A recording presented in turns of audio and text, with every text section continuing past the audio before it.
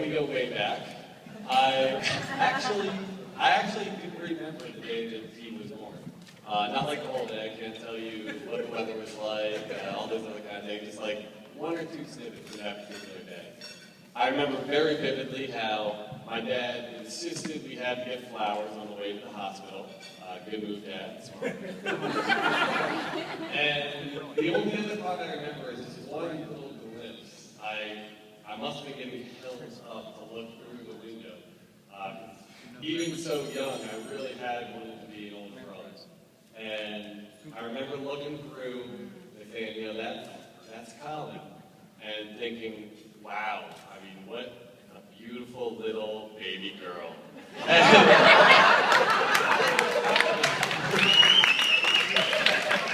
It's true, he looked like a girl who was like 10 or 11. But, as it turned out, he was a boy, I was mistaken.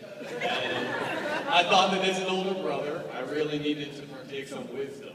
You know, I had a full almost 3 years on it. So, two of the lessons I taught him when we were really young. One was he said, you know, Ryan, you're pretty tall. Dad's pretty tall. I'd like to be tall too. So our parents told him just to eat his vegetables. And I said, no. That's not how it works. So each night, my parents saw we were brushing our teeth. I'd put one hand on this side of his head, one hand on that side, and lift. And for the longest time, he was convinced that's how you got tall. Today, he's 6'3". Tracy's like a tall man. You're welcome.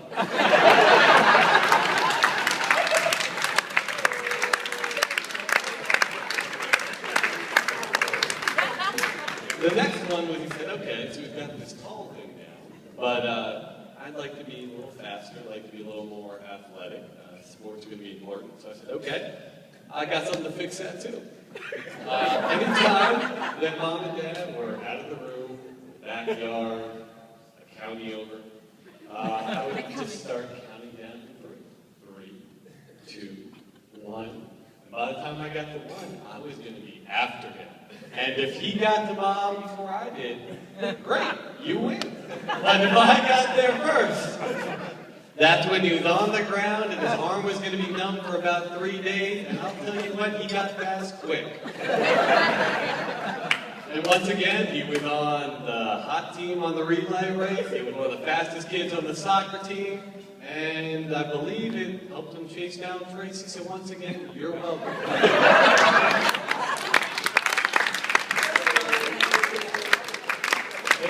And, you know, we got older. He wasn't so small anymore. We accomplished to get tall and get fast. So, all right, now you can learn some adult things. The first lesson, girls.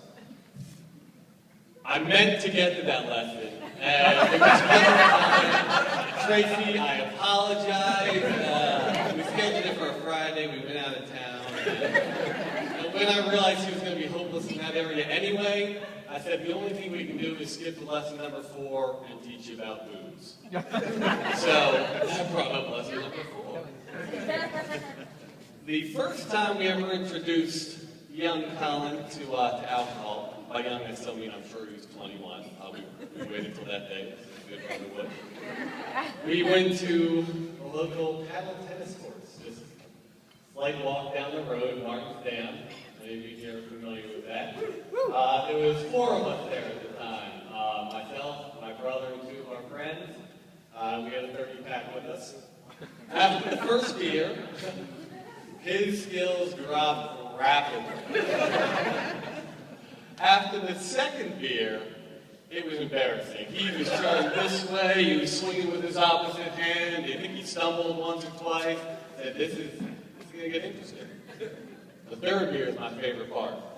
He got no more than halfway through beer number 3. You know, at that point, maybe 6'3", 110 pounds. And halfway through that third beer, he refused to be called Colin anymore. That was no longer his name.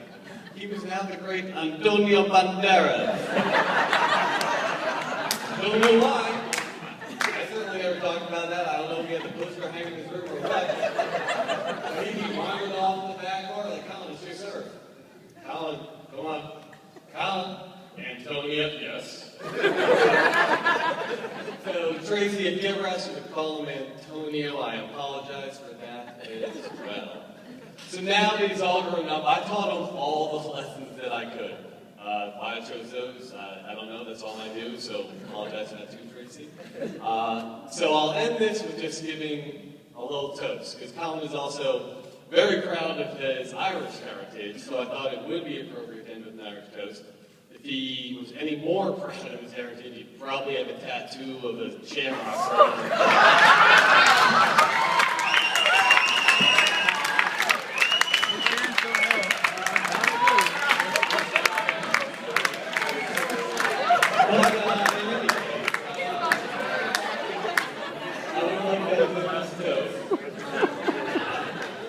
He's surrounded by so many people that love him, no matter what he does.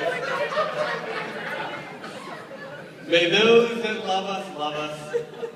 May those that don't love us, may God turn their hearts. If he can't turn their hearts, may he turn their ankles, so we may know them by their limping.